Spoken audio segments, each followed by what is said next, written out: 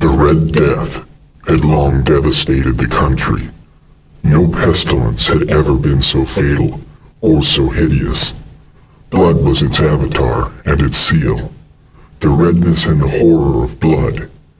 There were sharp pains and sudden dizziness, and then profuse bleeding at the pores with dissolution.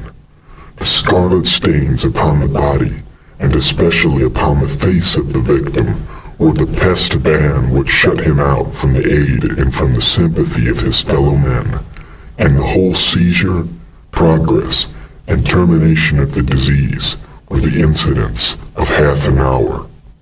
But the Prince Prospero was happy and dauntless and sagacious. When his dominions were half depopulated, he summoned to his presence 1,000 hale and light-hearted friends from among the knights and dames of his court, and with these retired to the deep seclusion of one of his castellated abbeys. This was an extensive and magnificent structure, the creation of the prince's own eccentric yet august taste. A strong and lofty wall girdled it in. This wall had gates of iron. The courtiers, having entered, brought furnaces and massy hammers and welded the bolts. They resolved to leave means neither or ingress nor egress to the sudden impulses of despair or of the frenzy from within. The abbey was amply provisioned. With such precautions, the courtiers might bid defiance to contagion. The external world could take care of itself. In the meantime, it was folly to grieve or to think. The prince had provided all the appliances of pleasure. There were buffoons, there were improvisatori, there were ballet dancers, there were musicians, there was beauty, there was wine. All these and security were within. Without was the Red Death.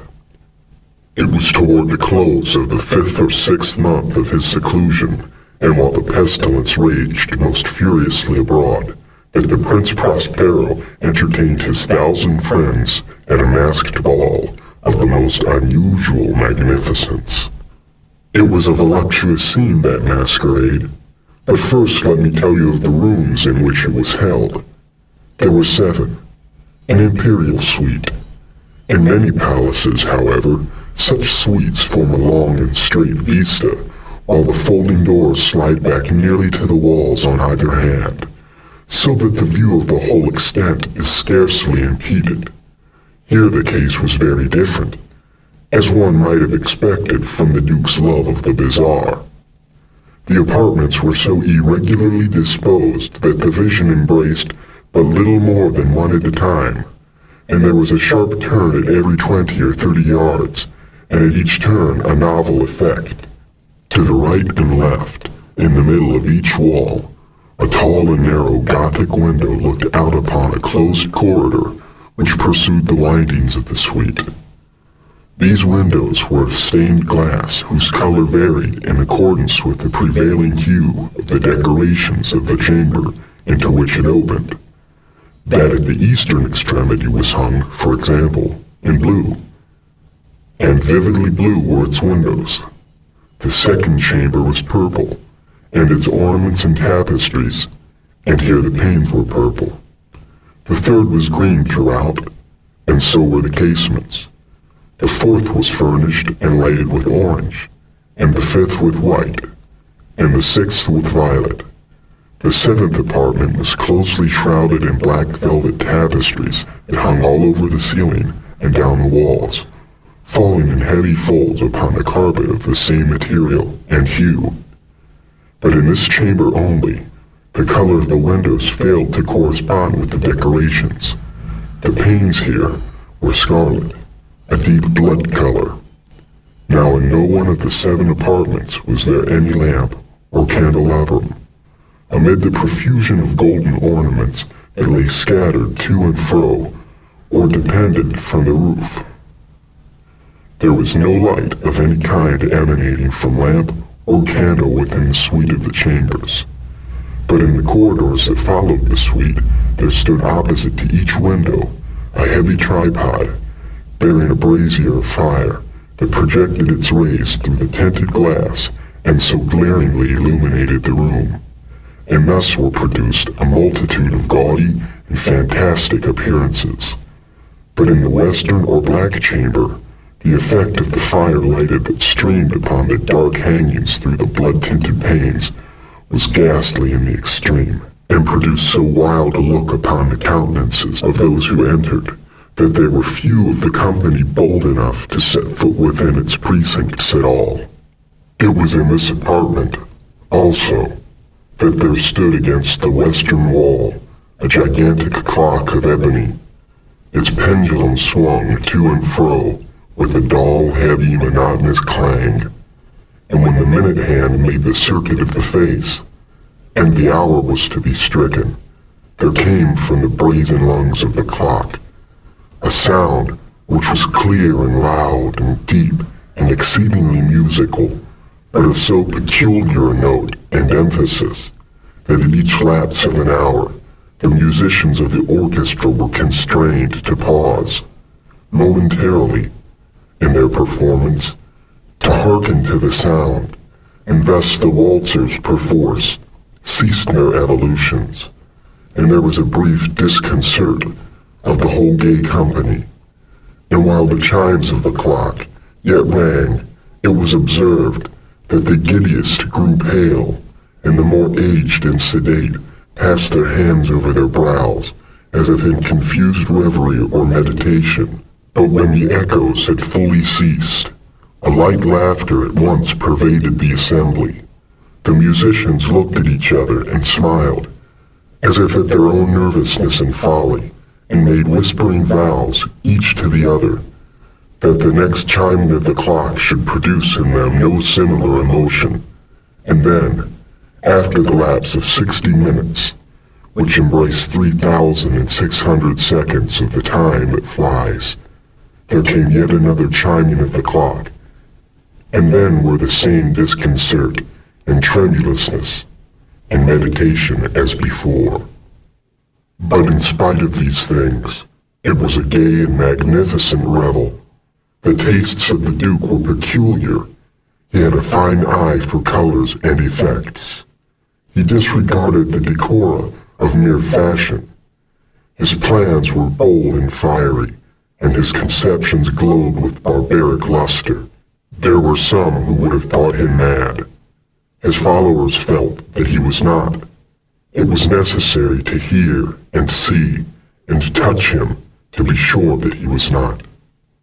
He had directed, in great part, the movable embellishments of the 7 chambers upon occasion of this great feat, and it was his own guiding taste which had given character to the masqueraders. Be sure they were grotesque. There were much glare and glitter and piquancy and phantasm, much of what has been since seen in Hernani. There were arabesque figures with unsuited limbs and appointments. There were delirious fancies, such as the madman fashions. There were much of the beautiful, much of the wanton, much of the bizarre, something of the terrible, and not a little of that which might have excited disgust.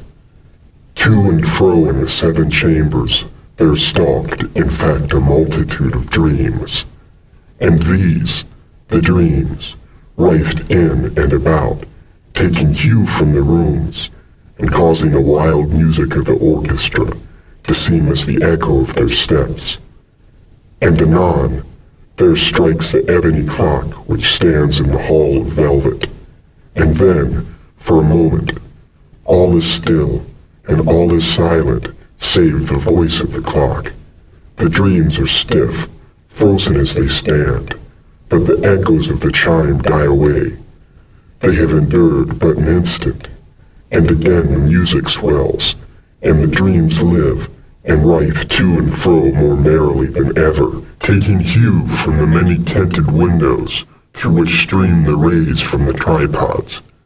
But to the chamber which lies most westwardly of the 7, there are now none of the maskers who venture, for the night is waning away, and there flows a ruddier light through the blood-colored panes, and the blackness of the sable drapery appalls, and to him whose foot falls on the sable carpet, There comes from the near of the clock of ebony a muffled peal more solemnly and pathetic than any which reaches their ears who indulge in the more remote gaieties of other apartments.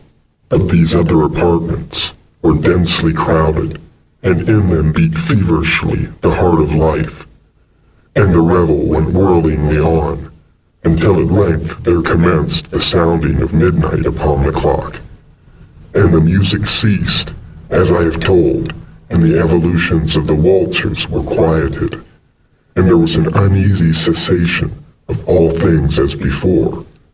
But now there were 12 strokes to be sounded by the bell of the clock, and thus it happened, perhaps, that more of thought crept, that more of time, into the meditations of the thoughtful among those who reveled, and thus too it happened, perhaps, that before the last echoes of the last chime had utterly sunk into silence, there were many individuals in the crowd who had found leisure to become aware of the presence of a masked figure which had arrested the attention of no single individual before. And the rumor of this new presence having spread itself whisperingly around, there arose at length from the whole company a buzz or murmur expressive of all disprobation and surprise, then finally of terror, of horror, and of disgust. In an assembly of phantasms such as I have painted, it may well be supposed that no ordinary appearance could have excited such sensation. In truth, the masquerade license of the night was nearly unlimited, but the figure in question had out-Heroded Herod and gone beyond the bounds of even the prince's indefinite decorum. There are chords in the hearts of the most reckless which cannot be touched without emotion. Even with the utterly lost to whom life and death are equally jests, there are matters of which no jest can be made. The whole company, indeed, seemed now deeply to feel that in the costume and bearing of the stranger, neither wit nor propriety existed. The figure was tall and gaunt, and shrouded from head to foot in the habiliments of the grave. The mask which concealed the visage was made so nearly to resemble the countenance of a stiffened corpse that even the closest scrutiny had difficulty in detecting the cheat. And yet all this might have been endured, if not approved by the mad revelers around. But the figure had gone so far as to assume the identity of the Red Death. His vesture was dabbled in blood, and his broad brow, with all the features of the face, was besprinkled with the scarlet horror.